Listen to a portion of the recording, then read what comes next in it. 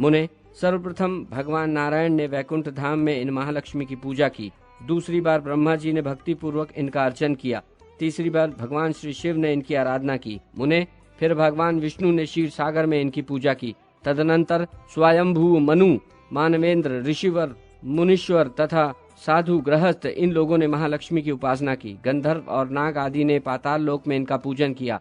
भाद्र मास की शुक्ल अष्टमी के सुअवसर पर ब्रह्मा द्वारा ये सुपूजित हुई। नारद, फिर भाद्र मास के शुक्ल पक्ष में पूरे पक्ष तक त्रिलोकी में इनकी भक्ति पूर्वक पूजा होने लगी। चैत्र, पौष तथा भाद्रपद मास के पवित्र मंगलवार को भगवान विष्णु ने भक्ति पूर्वक तीनों लोकों में इनकी पूजा का महोत्सव चालू किया।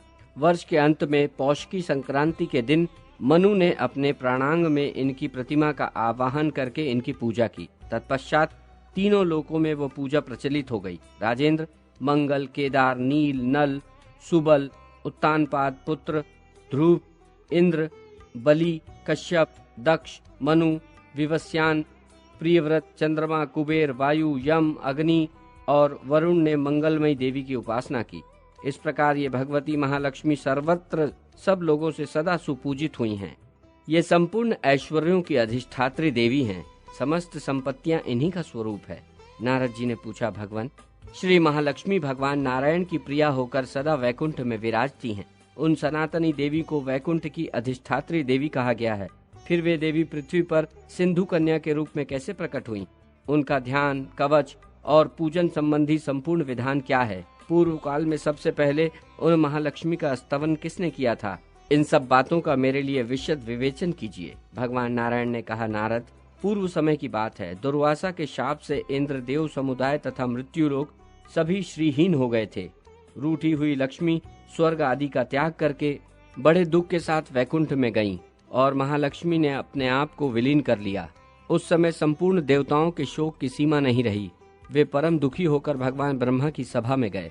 वहां पहुंचकर ब्रह्मा जी को आगे करके वे सब वैकुंठ में गए। वहां भगवान नारायण विराजमान थे। अत्यंत दैन्य भाव प्रकट करते हुए देवताओं ने उनकी शरण ग्रहण की। वस्तुतः देवता बहुत दुखी थे। उनके कंठ, ओंठ और तालु सूख गए थे। तब पुराण पुरुष भगवान श्री हरि की आज्ञा मानकर वे इंद्र संपत्ति स्वरूपा लक्ष्मी अपनी कला से समुद्र की कन्या हुई। देवताओं और दैत्यों ने मिलकर क्षीर सागर का मंथन किया था। उससे महालक्ष्मी का प्रादुर्भाव हुआ। देवताओं ने वहां उन्हें देखा और उनसे वर प्राप्त किया। देवता आदि को वर देकर उन प्रसन्न वंदना देवी ने क्षीर सागर में शयन करने वाले भगवान श्री विष्णु को वरमाला अर्पित की। नारद, उनकी कृपा से देवताओं को असुर के हाथ में गया हुआ राज्य पुनः प्राप्त हो गया। देवता उनकी भली भांति पूजा और स्तुति करके सर्वत्र निरापद हो गए। नारद जी ने पूछा, ब्रह्मन, ब्रह्मनिष्ठ और तत्वज्ञ मुनिवर दुर्वासा ने कब, क्यों और किस अपराध के कारण इंद्र को शाप दिया था? देवता आदि ने किस रूप में समुद्र का मंथन किया? किस स्तोत्र से प्रसन्न होकर देवी इंद्र को साक्षात दर्शन दी थी? प्रभु, किस प्रकार उन दोनों का संवाद हुआ था? ये सब बताने की कृपा करें। भगवान नारायण कहते हैं, नारद, प्राचीन काल की बात है। मुनिवर दुर्वासा जी वैकुंठ से कैलाश के शिखर पर जा रहे थे। इंद्र ने उन्हें देखा। मुनिवर का शरीर ब्रह्म तेज से प्रदीप्त हो रहा था। वे ऐसे जान पड़ते थे मानो ग्रीष्म ऋतु के मध्यकालीन सूर्य की सहस्त्रों किरणों से संपन्न हो। उनकी अत्यंत स्वच्छ जटाएं तपाए हुए सुवर्ण के समान चमक रही थी। वे श्वेत वर्ण का यज्ञोपवीत धारण किए हुए थे तथा उनके हाथों में चीर, दंड और कमंडलू शोभा पा रहे थे। उनके ललाट पर महान उज्ज्वल तिलक चंद्रमा के सदृश जान पड़ता था। वेद वेदांग के पारगामी असंख्य शिष्य उनके साथ विद्यमान थे। उन्हें देखकर इंद्र ने मस्तक झुकाकर प्रणाम किया। उनके शिष्यों को भी भक्ति पूर्वक प्रसन्नता के साथ इंद्र ने संतुष्ट किया। तब शिष्यों सहित मुनिवर दुर्वासा ने इंद्र को शुभ आशीर्वाद दिया। साथ ही भगवान विष्णु द्वारा प्राप्त परम मनोहर परिजात पुष्प भी उन्हें समर्पित किए। राजश्री के गर्व में गर्वित इंद्र ने जरा, मृत्यु एवं शोक का विनाश करने वाले तथा मोक्षदायी उस पुष्प को लेकर एक ऐरावत हाथी के मस्तक पर रख दिया।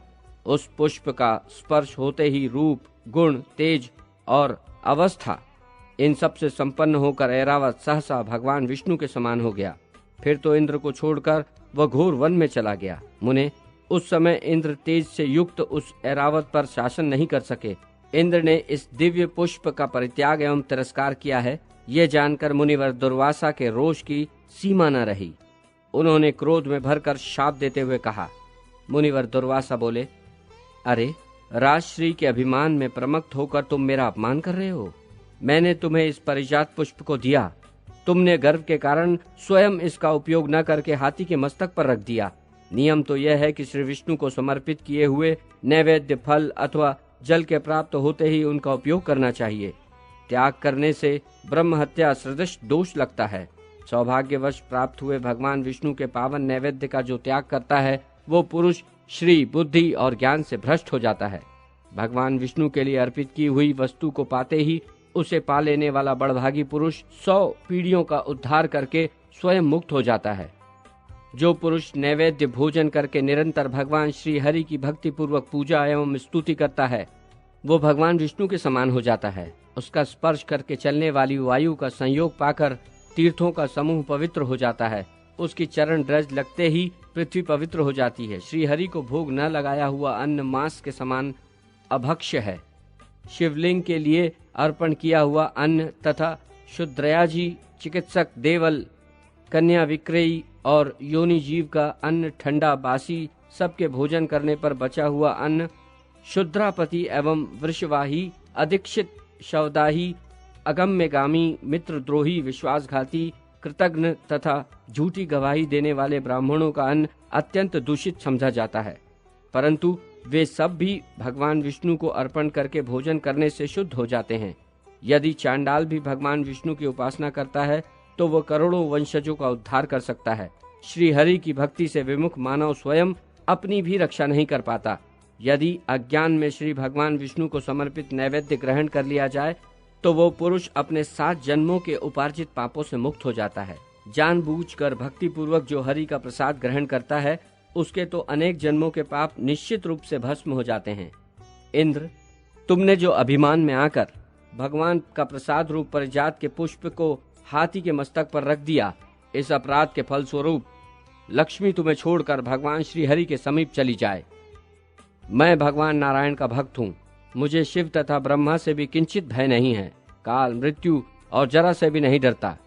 फिर दूसरों की तो गिनती ही क्या है। तुम्हारे पिता प्रजापति कश्यप भी मेरा क्या करेंगे। देवराज, तुम्हारे गुरु बृहस्पति भी मुझे निशंक पुरुष का कुछ नहीं बिगाड़ सकते। देखो, यह पुष्प जिसके मस्तक पर है उसकी पूजा श्रेष्ठ मानी जाती है। शिव के पुत्र का मस्तक कट जाने पर उसके पुनर्जीवन पर यही मस्तक जोड़ा जाएगा। मुनिवर दुर्वासा के ये वचन सुनकर देवराज इंद्र उनके चरण पकड़ लिए। भय के कारण उनके मन में घबराहट छा गई। शोकातुर होकर उच्च स्वर में रोते हुए वे मुनि से कहने लगे। इंद्र ने कहा, प्रभु, आपने मुझ मतवाले को ये शाप देकर बहुत ही उचित किया है। यदि आपने मेरी संपत्ति हर ली तो अब आप मुझे कुछ ज्ञानोपदेश करने की कृपा कीजिए। ऐश्वर्य तो विपत्तियों का बीज है, उससे ज्ञान ढक जाता है। इसी से इसको मुक्ति मार्ग की अर्गला कहा जाता है। इसके कारण हरि भक्त में पद पद पर बाधा उपस्थित हुआ करती है। संपत्ति, जन्म, मृत्यु, जरा, शोक और राग के बीच का ये उत्तम अंकुर है। धन रूपी रतौंधी से अंधा हुआ मानव मुक्ति के मार्ग को नहीं देख सकता। जो संपत्ति से प्रमत्त होता है उसे मदिरा से मक्त हुआ समझना चाहिए। उसे बांधव जन घेरे रहते हैं, परंतु वो बंधुजनों से द्वेष रखता है। वैभव मक्त, विषयांध, विहल, महाकामी और राजसिक व्यक्ति में सत्व मार्ग का अवलोकन करने की योग्यता नहीं रह जाती। विषयांध 2 प्रकार के बताए गए हैं, राजस और तामस। जिसमें शास्त्र ज्ञान नहीं है वो तामस कहलाता है और शास्त्रज्ञ राजस। मुनिश्रेष्ठ, शास्त्र 2 प्रकार के मार्ग दिखलाते हैं, एक प्रवृत्ति बीज और दूसरा निवृत्ति बीज। पहला जो प्रवृत्ति मार्ग है वो दुख का रास्ता है, परंतु जीव क्लेश में ही सुख मानकर पहले उसी पर चलते हैं। वो मार्ग स्वच्छंद, प्रसन्नपूर्ण, विरोध शून्य एवं आपात मधुर होने पर भी परिणाम में नाश का बीज तथा जन्म, मृत्यु और जरा के चक्कर में डालने वाला है। जीव अनेक जन्मों तक अपने विहित कर्म के परिणाम स्वरूप नाना प्रकार की योनियों में क्रमशः भ्रमण करने के पश्चात भगवान श्री कृष्ण की कृपा से मानव होकर सत्संग का सुअवसर प्राप्त करता है।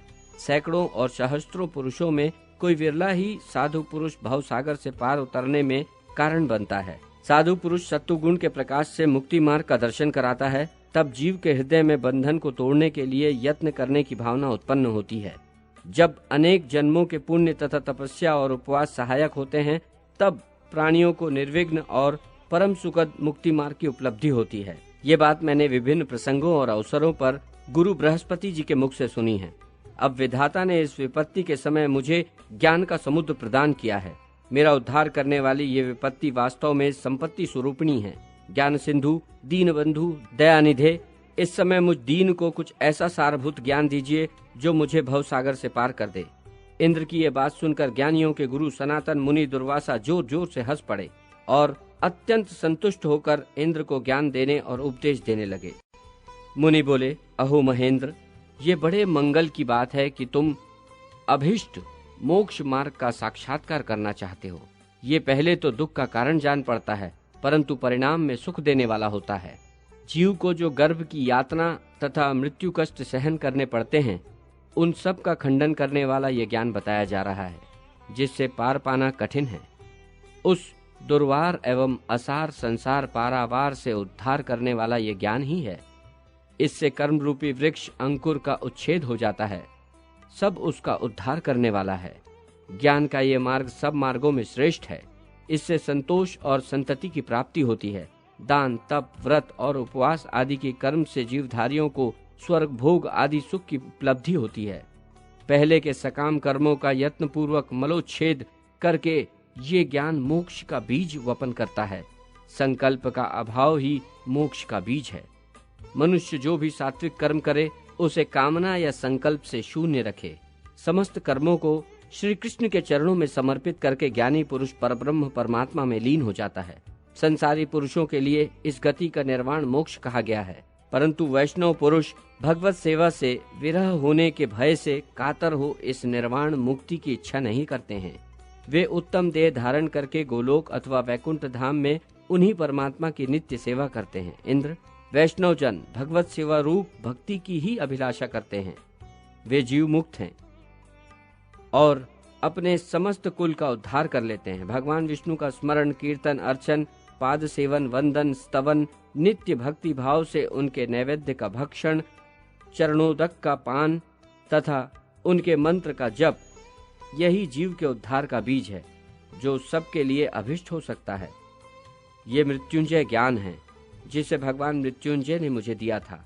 मैं उनका शिष्य हूँ, इसलिए उन्हीं की कृपा प्रसाद से सर्वत्र निर्भय विचरता हूँ। जो तीनों लोकों में परम दुर्लभ हरि भक्ति प्रदान करता है, वही जन्मदाता पिता, वही ज्ञानदाता गुरु है, वही बंधु है और वही सत्पुरुषों में श्रेष्ठ है। जो श्री कृष्ण सेवा के सिवा दूसरा कोई मार्ग दिखाता है, वो शिष्य का विनाश करता है। निश्चय ही उस गुरु को उसके वध का पाप का भागी होना पड़ता है। भगवान श्री कृष्ण का नाम ही सदा समस्त लोकों के लिए मंगल कारक है। जो कृष्ण नाम लेता है, उसके मंगल की सदा वृद्धि होती है, उसकी आयु का अपव्यय नहीं होता। श्री कृष्ण भक्तों से काल, मृत्यु, रोग, संताप और शोक उसी तरह दूर भागते हैं जैसे गरुड़ से सर्प। श्री कृष्ण मंत्र का उपासक ब्राह्मण हो या चांडाल, वो ब्रह्मलोक को लांघ कर उत्तम गोलोक में चला जाता है। ब्रह्मा जी मधुपर्क आदि के द्वारा उसकी पूजा करते हैं तथा देवताओं और सिद्धों के मुख से अपनी स्तुति सुनता हुआ वो परमानंद का अनुभव करता है। भगवान शिव ने श्री कृष्ण के चरणाविंदों की सेवा को ही ज्ञान, तप, वेद तथा योग का सार बताया है। वही परम कल्याण स्वरूप है। ब्रह्मा से लेकर तत्पर्यंत सारा जगत स्वप्न के समान मिथ्या ही है। केवल पर ब्रह्म परमात्मा राधा वल्लभ श्री कृष्ण ही परम सत्य हैं। वे प्रकृति से भी परे हैं, अतः तुम उन्हीं की आराधना करो। भगवान श्री कृष्ण अत्यंत सुखदायक, सारथ सत्व रूप, भक्तिदाता, मोक्षदाता, सिद्धिदाता, योग प्रदाता तथा संपूर्ण संपदाओं के दाता हैं। योगी, यति, सिद्ध और तपस्वी सबके लिए कर्मों का भोग अनिवार्य है, परंतु नारायण के भक्तों के लिए कर्म भोग नहीं है। जैसे प्रज्वलित अग्नि में डाला गया सूखा ईंधन शीघ्र ही जल जाता है, उसी प्रकार भगवत भक्तों के स्पर्श मात्र से सारा पाप तत्काल भस्म हो जाता है। श्री कृष्ण भक्त से रोग, पाप और भय सभी थर-थर कांपते हैं।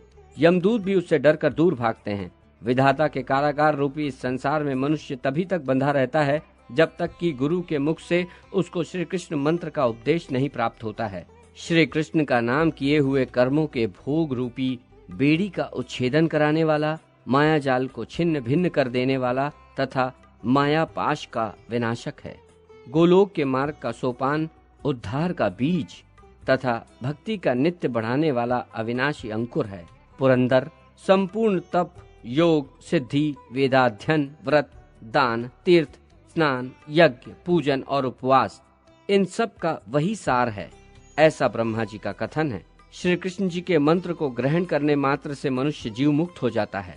उसके स्पर्श से तीर्थों के समुदाय तथा सारी पृथ्वी तत्काल पवित्र हो जाती है। अनेक जन्मों तक जिसे कोई दीक्षा प्राप्त नहीं हुई है एवं लेश मात्र पुण्य के प्रभाव से किसी अन्य देवता का मंत्र पाता है, अनेक जन्मों तक अन्य देवताओं की सेवा के फलस्वरूप उसको समस्त कर्मों के साक्षी सूर्य देव का मंत्र प्राप्त होता है। 3 जन्मों तक सूर्य की सेवा से शुद्ध हुआ मनुष्य गणेश जी के सर्व विघ्नहारी मंत्र का उपदेश पाता है। उन्हें अनेक जन्मों तक उनकी सेवा से मनुष्य की सारी विघ्न बाधाएं दूर हो जाती है। फिर वो गणेश जी की कृपा प्रसाद से दिव्य ज्ञान प्राप्त करता है। उस ज्ञान के प्रकाश से भली भांति विचार करके अज्ञान अंधकार का निवारण करने के पश्चात मनुष्य विष्णु माया स्वरूपिणी प्रकृति देवी दुर्गति नाशिनी दुर्गा का भजन करता है। वे सिद्धिदायिनी, सिद्ध रूपिणी तथा परमा सिद्धि योगिनी हैं। वाणी लक्ष्मी और श्री कृष्ण प्रिया राधा आदि अनेक अनेक रूप हैं।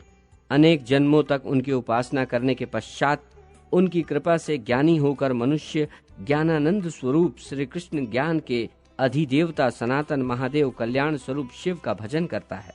वे मंगलदायक, कल्याणकारक, परमानंद स्वरूप, परमानंददायी, सुखदायक, मोक्षदायक तथा समस्त संपत्तियों के दाता हैं। अमरत्व, सुदीर्घ आयु, इंद्रत्व तथा मनुनत्व को भी वे अनायासी देने में समर्थ हैं। राजेंद्र पद, ज्ञान तथा हरिभक्ति के भी वे दाता हैं। 3 जन्मों तक उनकी आराधना करके उन्हीं आशुतोष महात्मा शंकर की कृपा प्रसाद से मनुष्य निश्चय ही हरिभक्ति प्राप्त कर लेता है। फिर श्री कृष्ण भक्तों के सत्संग से उसको कृष्ण मंत्र की प्राप्ति होती है। तत्वज्ञ पुरुष निर्मल ज्ञान दीप के प्रकाशित होने से ब्रह्मा से लेकर तृण पर्यंत संपूर्ण जगत को मिथ्या के रूप में ही देखता है। वरदाता शंकर के वर से जब निर्मल ज्ञान और भगवत भक्ति की प्राप्ति हो जाती है तब मनुष्य परात्पर निवृत्ति भाव को प्राप्त हो जाता है। जिस शरीर से श्री कृष्ण मंत्र की प्राप्ति होती है वो शरीर जब तक टिका रहता है तभी तक उसे भारतवर्ष में रहना पड़ता है। उस पंच भौतिक शरीर को त्याग देने के पश्चात वो दिव्य रूप धारण कर लेता है और श्रीहरि के गोलोक या बैकुंठ धाम में उनका पार्षद बन जाता है। वो परमानंद से संपन्न तथा मोह आदि से रहित हो जाता है। उस प्राकृत जगत में पुनः उसका आगमन नहीं होता। उसे पुनः माता का स्तन नहीं पीना पड़ता। जो विष्णु मंत्र के उपासक, गंगा आदि तीर्थों का सेवन करने वाले एवं स्वधर्म परायण भिक्षु हैं, उनका फिर जन्म नहीं होता। तीर्थ में पाप का सर्वथा परित्याग करें और पुण्य कर्म का अनुष्ठान करते हुए श्री हरि का भजन करें। विधाता ने तीर्थ सेवी पुरुषों का यही धर्म बताया है। भगवान विष्णु के नाम मंत्र का जप करें, उन्हीं की सेवा आदि में तत्पर रहें तथा उन्हीं के व्रत एवं उपवास में संलग्न रहें। वह विष्णु सेवी पुरुषों का धर्म बताया गया है। जो सदन्न या कदन्न में, मिट्टी ढेले अथवा सुवर्ण में सदा संभाव रखता है वो सन्यासी कहा गया है। जो दंड, कमंडलू तथा गेरुआ वस्त्र धारण करे, प्रतिदिन प्रवास में रहे और एक स्थान पर अधिक दिनों तक निवास न करे, उसे सन्यासी कहा गया है।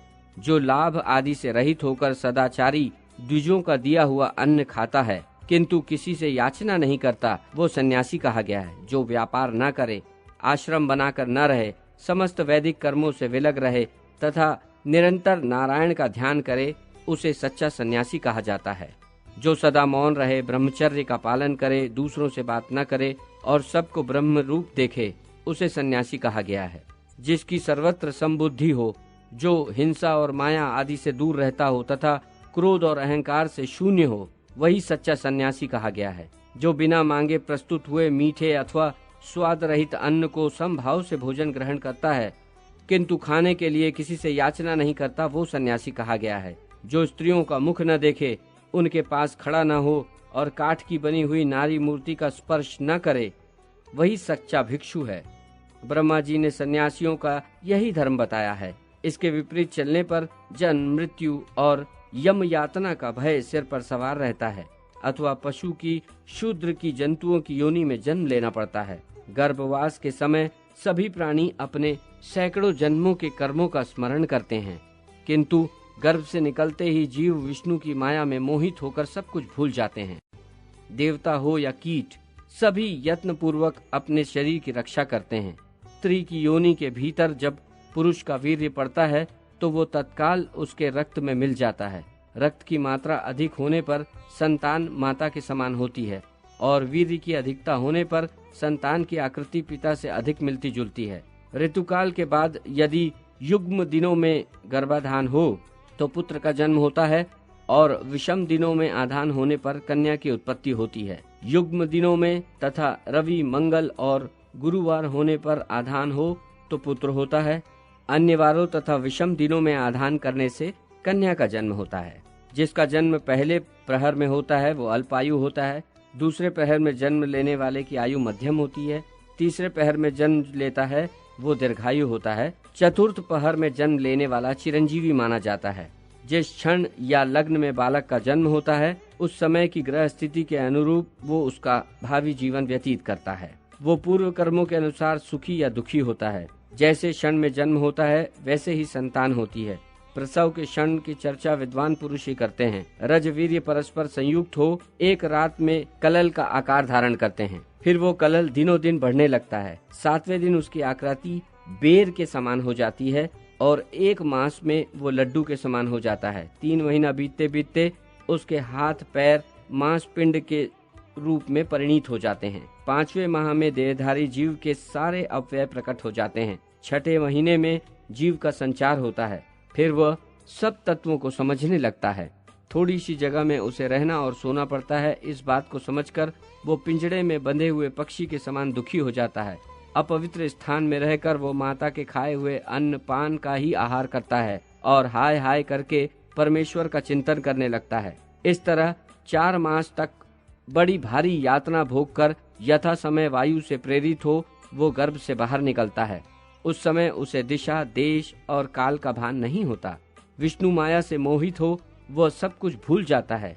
शैशव काल की सीमा तक वो शिशु सदा मल मूत्र में लिपटा रहता है, दूसरे के अधीन होता है। उसमें मच्छर मारने आदि हटाने की भी शक्ति नहीं होती। जब उसे कीड़े आदि काट खाते हैं तब वो दुखी होकर बारंबार रोता है। स्तनपान करने में भी वो असमर्थ रहता है। अभिष्ट वस्तु की याचना करने के लिए उसकी वाणी नहीं निकलती। पौगंडावस्था तक वो स्पष्ट नहीं बोल पाता। पौगंडावस्था में भी अनेक प्रकार की यातना भोग कर जवान होता है। उस समय माया से मोहित देवधारी जीव गर्भादि की यातना को भूल जाता है। आहार और मैथुन की चिंता से पीड़ित तथा नाना प्रकार के मोह आदि से वैशिष्ट होकर वो पुत्र, पत्नी तथा अनुचरों का यत्न पूर्वक पालन करता है। जब तक वो उनके पालन में समर्थ रहता है तभी तक घर में उसकी पूजा होती है, आदर सत्कार होता है। असमर्थ हो जाने पर भाई बंधु उसे बूढ़े बैल की भांति व्यर्थ का भार समझने लगते हैं। जब अत्यंत जरा, जर्जर, जड़ एवं बधिर हो जाता है, खांसी और दमा आदि रोग सताने लगते हैं तथा वो अत्यंत मूढ़वत हो सर्वथा दूसरों के अधीन हो जाता है, तब सदा बारंबार पश्चाताप करने लगता है। वो कहता है, अहो मैंने श्री हरि के तीर्थ का तथा सत्संग का कभी स्वेच्छा पूर्वक सेवन नहीं किया। यदि पुनः भारतवर्ष में मनुष्य का जन्म पाऊंगा सब तीर्थ में जाऊंगा और भगवान श्री कृष्ण की सेवा करूंगा। देवेंद्र इस तरह संकल्प करते हुए उस जड़ को यथा समय आकर अत्यंत भयंकर यमदूत पकड़ लेता है। वो उस दूत को देखता है। उसके हाथों में पाश और दंड होते हैं। उसकी आंखें अत्यंत क्रोध से लाल होती है। आकृति विकराल एवं भयंकर होती है। उसे किन्हीं भी उपायों द्वारा रोक पाना कठिन होता है। वो बलिष्ठ, भयानक, दुर्दश, संपूर्ण सिद्धियों का ज्ञाता तथा अन्य सबकी दृष्टि से ओझल होता है। सामने खड़े हुए उस दूत पर दृष्टि पड़ते ही वह अत्यंत भयभीत हो मल मूत्र का त्याग करने लग जाता है। फिर तत्काल ही प्राणों का पार्श्व भौतिक देह को त्याग देता है। यमदूत अंगूठे के बराबर आकार वाले जीव को लेकर भोग देह में स्थापित कर लेता है। तब उसे तीव्र गति से अपने स्थान पर ले जाता है। जीव वहां पहुंचकर सब धर्मों के ज्ञाता यमराज को देखता है। वे रत्न सिंहासन पर सुस्थिर भाव से बैठकर मंद मंद मुस्कुराते दिखाई देते हैं। वे सर्वज्ञ हैं, धर्माधर्म के विचार को जानते हैं तथा सब ओर उनका मुख है। विधाता ने पूर्व काल से ही यम को संपूर्ण विश्व के नियमन का एकमात्र अधिकार दे रखा है। वे अग्निशुद्ध दिव्य वस्त्र धारण करते हैं, रत्नमय आभूषणों से भूषित हैं, 3 करोड़ दूत और पार्षदगण सदा उन्हें घेरे रहते हैं। वे शुद्ध स्फटिक मणि की माला लेकर उसके द्वारा श्री कृष्ण के नामों का जाप करते रहते हैं तथा रोमांचित शरीर से मन ही मन उनके युगल चरणार विंदों का ध्यान किया करते हैं। उस समय उनकी वाणी गद्ध होती है, नेत्रों से अश्रु धारा बहती रहती है। भगवान यम सब पर समान दृष्टि रखते हैं। उनका रूप बहुत ही सुंदर एवं कमनीय है। उनका शरीर सदा सुस्थिर यौवन से सुशोभित होता है। वे अपने तेज से उद्भासित होते रहते हैं। उनकी कांति शरद पूर्णिमा के चंद्रमा की शोभा को लज्जित कर देती है। उनकी ओर सुखपूर्वक देखा जा सकता है। वे बड़े बुद्धिमान हैं और चित्रगुप्त के सामने विराजमान रहते हैं। पुण्यात्माओं के समक्ष उनका रूप उपयुक्त रूप से शांत ही रहता है, परंतु पापियों को वो बड़े भयानक दिखाई देते हैं। उन्हें देखकर देवधारी जीव प्रणाम करता है और अत्यंत भयभीत होकर खड़ा हो जाता है। सूर्य नंदन यम चित्रगुप्त के साथ विचार करके जिनके लिए जो उचित होता है वैसा ही शुभ या अशुभ फल प्रदान करते हैं। इस प्रकार उन जीवों को आवागमन के चक्कर से कभी छुटकारा नहीं मिलता। श्री कृष्ण के चरणार विंदों का सेवन ही जीव को उससे छुटकारा दिला सकता है। देवराज, ये सब बातें मैंने आनुषंगिक रूप से तुम्हें बताई है। अब मनोवांछित वर मांगो, वह मैं तुम्हें सब कुछ दूंगा। मेरे लिए कुछ भी असाध्य नहीं है। महेंद्र ने कहा, याचकों के लिए कल्प वृक्ष स्वरूप मुनि श्रेष्ठ, मेरा इंद्रत्व तो चला ही गया है। अब ऐश्वर्य से क्या प्रयोजन है। अब मुझे परम पद प्रदान कीजिए। महेंद्र की बात सुनकर मुनिवर दुर्वासा हंसे और वेदोक्त सार तत्व स्वरूप सत्य वचन बोले। मुनि ने कहा, महेंद्र, विषयी पुरुषों के लिए परम पद अत्यंत दुर्लभ है। तुम जैसे लोगों को तो प्राकृत प्रलय काल में भी मुक्ति नहीं मिल सकती। सृष्टि काल में जीवों का आविर्भाव तथा प्रलय काल में तिरोभाव मात्र होता है। ठीक उसी तरह जैसे प्रातः काल प्राणियों का जागरण और रात्रि काल में शयन हुआ करता है, जैसे काल चक्र भ्रमण करता रहता है, उसी प्रकार विषयी जीव भी ईश्वर की इच्छा से गाड़ी के पहिए की तरह सदा ही आवागमन का चक्कर काटते रहते हैं। 60 विपलों का एक पल, 60 पलों का एक दंड, 2 दंड का एक मुहूर्त, 30 मुहूर्तों का एक दिन रात, 15 दिन रातों का एक पक्ष, शुक्ल और कृष्ण नाम के 2 पक्षों का एक मास, 2 मासों की एक ऋतु, 3 ऋतुओं का एक अयन, 2 अयनों का एक वर्ष, 43,20,000 मानव वर्षों के 4 युग तथा मनुष्यों के 25,560 चतुर्युगों की एक इंद्र की आयु होती है। यही एक मनु की भी आयु कही गई है। 10,08,000 इंद्रों का पतन हो जाने पर ब्रह्मा जी की आयु पूरी होती है। तभी प्राकृतिक लय होता है। वत्स, प्राकृतिक प्रलय के समय परमात्मा श्री कृष्ण की पलकें गिरती हैं। जब फिर उनकी पलकें उठती या आंख खुलती है, तब पुनः नई सृष्टि का आरंभ होता है। श्रुति में ब्रह्मा की सृष्टि और प्रलयों को असंख्य बताया गया है। जैसे पृथ्वी की धूली कणों की गणना नहीं हो सकती, उसी तरह सृष्टि और प्रलयों की कोई गिनती नहीं है। ये चंद्रशेखर शिव का कथन है। उपयुक्त इंद्रों का मोक्ष नहीं होता। अतः देवराज, तुम कोई दूसरा वर मांगो जो सृष्टि सूत्र के अनुरूप हो। मुनीश्वर दुर्वासा की ये बात सुनकर देवराज को बड़ा विस्मय हुआ। तब उन्होंने वहां अपने पूर्व ऐश्वर्य का ही वर्णन किया। तुम अपने पूर्व ऐश्वर्य को शीघ्र प्राप्त कर लोगे, ऐसा कहकर मुनि दुर्वासा अपने घर को चले गए। नारद जी ने पूछा, भगवान श्री हरि का गुणगान सुनकर इंद्र को सब ज्ञान प्राप्त हो गया। तब उन्होंने घर जाकर क्या किया, ये मुझे बताने की कृपा करें। भगवान नारायण बोले, श्री कृष्ण का गुणगान सुनकर इंद्र संसार के ऐश्वर्य भोग से विरक्त हो गए। वे दिनों दिन अपने वैराग्य भाव को बढ़ाने लगे। मुनिवर दुर्वासा के पास से घर जाकर उन्होंने अपनी अमरावतीपुरी की दशा देखी। वो दैत्यों और असुरों के समूह से भरी होने के कारण भय से व्याकुल जान पड़ती थी। उस पुरी में कहीं तो उनके बंधु बांधव विषाद में डूबे थे और कहीं कहीं वे बंधुजन पुरी छोड़कर बाहर चले गए थे। अपनी पुरी को पिता, माता, पत्नी आदि से रहित अत्यंत हलचल से पूर्ण तथा शत्रुओं के आक्रांत देखकर इंद्रदेव गुरु बृहस्पति के पास गए। उस समय शक्तिशाली बृहस्पति जी मंदाकिनी के तट पर विराजमान हो परब्रह्म परमात्मा का ध्यान करते हुए देवराज इंद्र को दृष्टिगोचर हुए। फिर देखा तो वे गंगा के जल में पूर्वाभिमुख खड़े होकर सूर्य का अभिवादन कर रहे थे। उनके नेत्रों में हर्ष के आंसू भरे थे। उनका शरीर पुलकित था। वे अत्यंत आनंदित थे। वे परम श्रेष्ठ, गांभीर्य संपन्न, धर्मात्मा, श्रेष्ठ पुरुषों से सेवित, बंधु वर्ग में आदरणीय, भ्रात समुदाय में ज्येष्ठ तथा देव शत्रुओं के लिए अनिष्टकारी गुरुवर बृहस्पति जी मंत्र का जाप कर रहे थे। देवराज एक पहर तक उन्हें देखते रहे। तत्पश्चात उन्हें ध्यान से उपरत देखकर प्रणाम किया। फिर वे गुरुदेव के चरण कमलों में मस्तक झुकाकर उच्च स्वर में रोने लगे। तदनंतर दुर्वासा जी के द्वारा दिए गए शाप संबंध की सारी बातें इंद्र ने बृहस्पति जी को बताईं।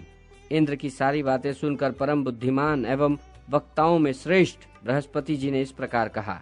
बृहस्पति जी बोले, सुरश्रेष्ठ, मैं सब कुछ सुन चुका हूँ। तुम विषाद मत करो, मेरी बात सुनो। नीतिज्ञ पुरुष विपत्ति के अवसर पर कभी भी नहीं घबराता है, क्योंकि ये विपत्ति और संपत्ति स्वप्न रूपिणी है। इसे नश्वर कहा जाता है। ये संपत्ति और विपत्ति अपने ही पूर्व जन्म में किए गए कर्म का फल है। जीव स्वयं ही उन दोनों का निर्माता है। प्रातः संपूर्ण प्राणियों के लिए प्रत्येक जन्म में यही शाश्वत नियम है। चक्र की भांति ये सदा घूमता रहता है। फिर इस विषय में चिंता किस बात की? शुभ हो या अशुभ, जिस किसी प्रकार के कर्म फल को भोगने के लिए पुरुष शरीर प्राप्त करता है, शतकोटि कल्प क्यों न बीत जाए, किंतु बिना भोग किए कर्म का अंत नहीं होता। अपने किए हुए शुभ अशुभ कर्म का फल अवश्य ही भोगना पड़ता है।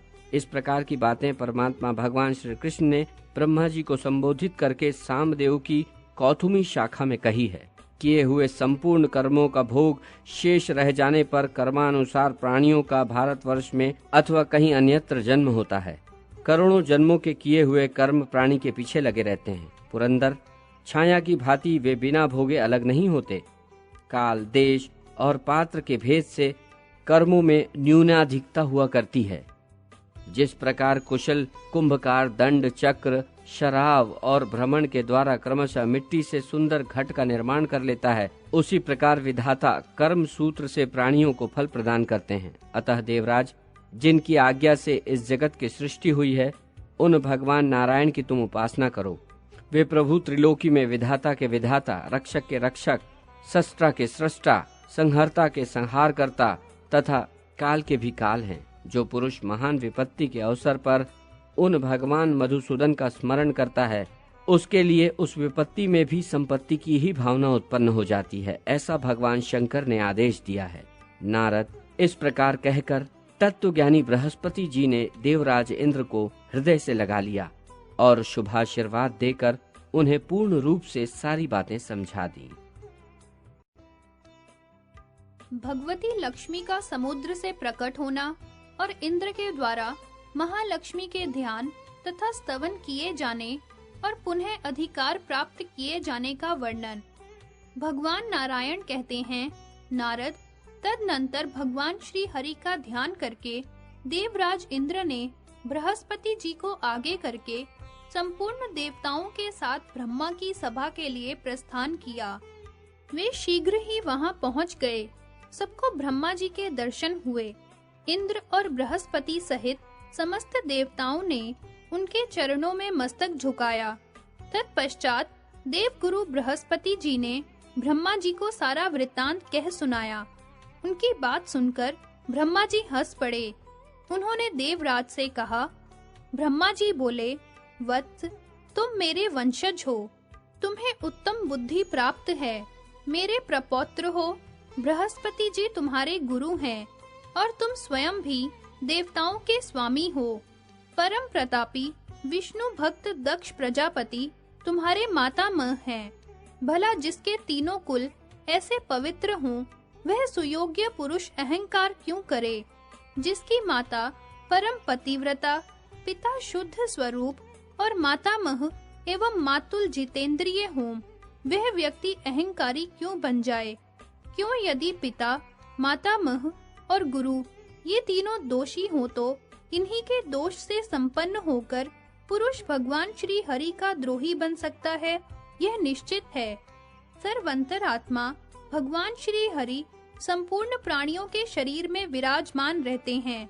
उनके देह से निकल जाने पर उसी क्षण प्राणी शव बन जाता है।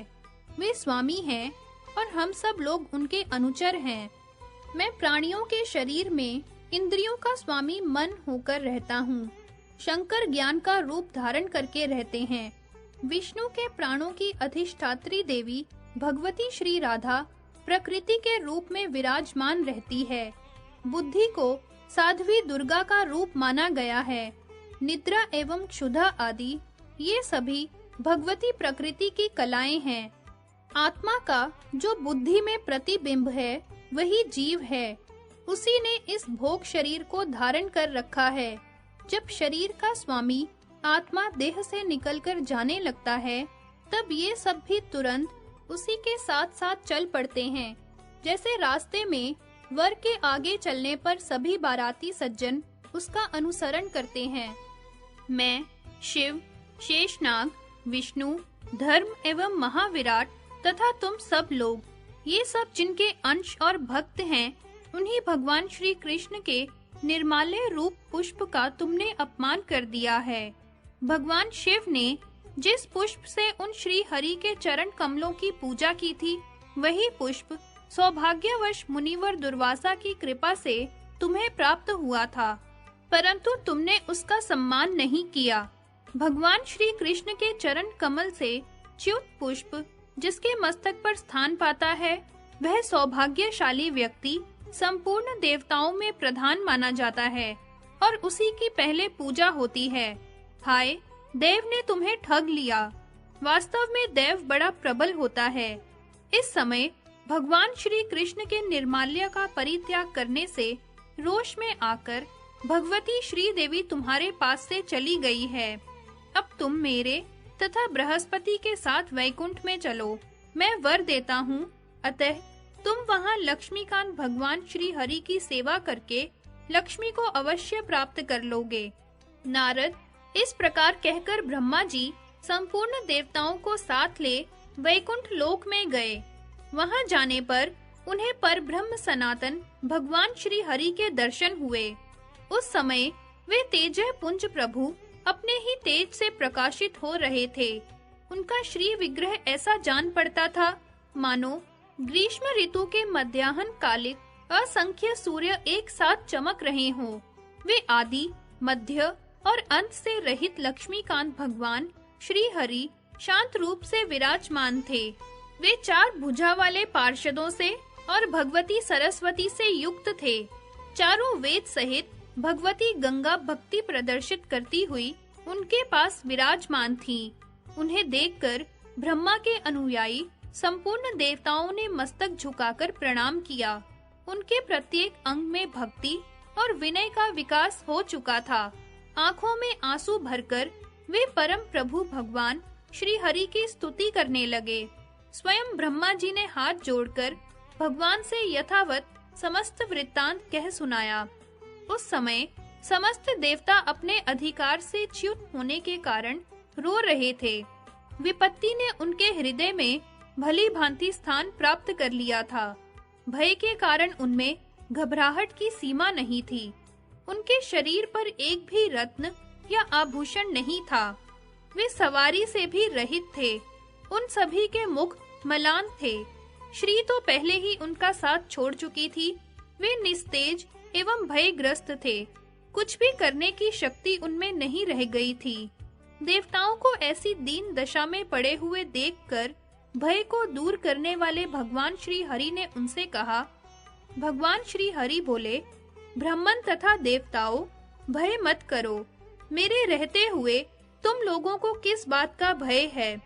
मैं तुम्हें परम ऐश्वर्य को बढ़ाने वाली अचल लक्ष्मी प्रदान करूंगा, परंतु मैं कुछ समयोचित बात कहता हूँ। तुम लोग उस पर ध्यान दो। मेरे वचन हितकर, सत्य, सारभूत एवं परिणाम में सुखावह है। जैसे अखिल विश्व के संपूर्ण प्राणी निरंतर मेरे अधीन रहते हैं, वैसे ही मैं भी अपने भक्तों के अधीन हूँ। मैं अपनी इच्छा से कभी कुछ नहीं कर सकता। सदा मेरे भजन चिंतन में लगे रहने वाला निरंकुश भक्त जिस पर रुष्ट हो जाता है, उसके घर लक्ष्मी सहित मैं नहीं ठहर सकता, यह बिल्कुल निश्चित है। मुनिवर दुर्वासा महाभाग शंकर के अंश एवं वैष्णव पुरुष हैं। उनके हृदय में मेरे प्रति अटूट श्रद्धा भी है। उन्होंने तुम्हें शाप दे दिया है, अतएव तुम्हारे घर से लक्ष्मी सहित मैं चला आया हूँ, क्योंकि जहाँ शंख ध्वनि नहीं होती, तुलसी का निवास नहीं रहता, शंकर की पूजा नहीं होती तथा ब्राह्मणों को भोजन नहीं कराया जाता, वहाँ लक्ष्मी नहीं रहती। ब्राह्मण तथा देवताओं, जहाँ मेरे भक्तों की निंदा होती है, वहाँ रहने वाली महालक्ष्मी के मन में अपार क्रोध उत्पन्न हो जाता है। अतः वे उस स्थान को छोड़कर चल देती हैं। जो मेरी उपासना नहीं करता तथा एकादशी और जन्माष्टमी के दिन अन्न खाता है, उस मूर्ख व्यक्ति के घर से भी लक्ष्मी चली जाती है। जो मेरे नाम का तथा अपनी कन्या का विक्रय करता है एवं जहाँ अतिथि भोजन नहीं पाता, उस घर को त्याग कर मेरी प्रिया लक्ष्मी अन्यत्र चली जाती है। जो ब्राह्मण पुंचशली के उदर से उत्पन्न हुआ है अथवा पुंचशली का पति है, उसे महापापी कहा गया है। उसके घर लक्ष्मी नहीं ठहर सकती।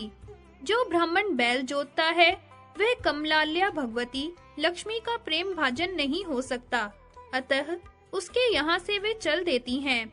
जो अशुद्ध हृदय, क्रूर, हिंसक और निंदक है, उस ब्राह्मण के हाथ का जल पीने में भगवती लक्ष्मी डरती है, अतः उसके घर से वे चल देती हैं। जो शूद्रों से यज्ञ कराता है, कायर व्यक्तियों का अन्न खाता है, निष्प्रयोजन तृण तोड़ता है, नखों से पृथ्वी को कुरेदता रहता है, जो निराशावादी है, सूर्योदय के समय भोजन करता है, दिन में सोता और मैथुन करता है, और जो सदाचारहीन है, ऐसे मूर्खों के घर से मेरी प्रिया लक्ष्मी चली जाती है। जो अल्प ज्ञानी व्यक्ति भीगे पैर अथवा नंगा होकर सोता है तथा निरंतर बेसिर पैर की बातें बकता रहता है, उसके घर से साध्वी लक्ष्मी चली जाती है। जो सिर पर तेल लगाकर उसी से दूसरे के अंग को स्पर्श करता है, अर्थात अपने सिर का तेल दूसरे को लगाता है तथा अपनी गोद में बाजा लेकर उसे बजाता है, उसके घर से रुष्ट होकर लक्ष्मी चली जाती है। जो द्विज व्रत, उपवास, संध्या और विष्णु भक्ति से हीन है, उस अपवित्र पुरुष के घर से मेरी प्रिया लक्ष्मी चली जाती है। जो ब्राह्मणों की निंदा तथा उनसे द्वेष करता है, जीवों की सदा हिंसा करता है और दया रहित है, उसके घर से जग जननी लक्ष्मी चली जाती है। जिस स्थान पर भगवान श्री हरि की चर्चा होती है और उनके गुणों का कीर्तन होता है, वहीं पर संपूर्ण मंगलों को भी मंगल प्रदान करने वाली भगवती लक्ष्मी निवास करती है। पितामह, जहाँ भगवान श्री कृष्ण का तथा उनके भक्तों का यश गाया जाता है, वहीं उनकी प्राणप्रिया भगवती लक्ष्मी सदा विराजती है। जहाँ शंख ध्वनि होती है तथा शंख, शालग्राम, तुलसी इनका निवास रहता है एवं उनकी सेवा, वंदना और ध्यान होता है, वहाँ लक्ष्मी सदा विद्यमान रहती है। जहाँ शिवलिंग की पूजा और पवित्र कीर्तन तथा दुर्गा पूजन एवं कीर्तन होता है, वहाँ कमलाल्या लक्ष्मी निवास करती है। जहाँ ब्राह्मणों की सेवा होती है, उन्हें उत्तम पदार्थ भोजन कराए जाते हैं तथा संपूर्ण देवताओं का अर्चन होता है, वहाँ पद्यमुखी साध्वी लक्ष्मी विराजती हैं। नारद, रमापति भगवान श्री हरि ने संपूर्ण देवताओं से यूं कहकर श्री लक्ष्मी से कहा, देवी, तुम अपनी कला से क्षीर समुद्र के यहाँ जाकर जन्म धारण करना स्वीकार कर लो। इस प्रकार लक्ष्मी से कहने के पश्चात उन जगत प्रभु ने पुनः ब्रह्मा से कहा, पद्मज, तुम समुद्र का मंथन करो, उससे लक्ष्मी प्रकट होंगी, तब उन्हें देवताओं को सौंप देना। मुने यूं अपना प्रवचन समाप्त करके कमलाकांत भगवान श्री हरि अंतःपुर में चले गए। देवता उसी क्षण क्षीर सागर की ओर चल पड़े। वहां सभी देवता और दानव एकत्रित हुए। मंदराचल पर्वत को मंथन काष्ठ, कच्छप को पात्र तथा शेषनाग को मंथन की रस्सी बनाकर वे क्षीर समुद्र को मथने लगे। फलस्वरूप धन्वंतरी वैद्य, अमृत, उच्चैःश्रवा घोड़ा, विविध रत्न, हाथियों में रत्न ऐरावत, लक्ष्मी, सुदर्शन चक्र तथा वनमाला, ये अमूल्य पदार्थ उन्हें प्राप्त हुए। मुने, उस समय भगवान विष्णु में अपार श्रद्धा रखने वाली साध्वी श्री लक्ष्मी ने शीर्षायी सर्वेश्वर श्री हरि के गले में वनमाला पहना दी। फिर देवता, ब्रह्मा और शंकर के पूजन एवं स्तवन करने पर उन्होंने देवताओं के भवन पर केवल दृष्टि फैला दी। इतने में ही देवताओं ने दुर्वासा मुनि के शाप से मुक्त होकर दैत्यों के हाथ में गए हुए अपने राज्य को प्राप्त कर लिया। नारद यो महालक्ष्मी की कृपा से वर पाकर वे परम सुखी हो गए। इस प्रकार महालक्ष्मी का संपूर्ण श्रेष्ठ उपाख्यान मैंने बतला दिया। इस सारभूत उपाख्यान के प्रभाव से समस्त सुख प्राप्त हो जाता है। अब पुनः तुम क्या सुनना चाहते हो? नारद जी ने कहा, प्रभो, मैं भगवान श्री हरि का मंगलमय गुणानुवर्णन, उत्तम ज्ञान तथा भगवती लक्ष्मी का अभीष्ट उपाख्यान सुन चुका। अब आप ध्यान और स्तोत्र का प्रसंग बताने की कृपा कीजिए।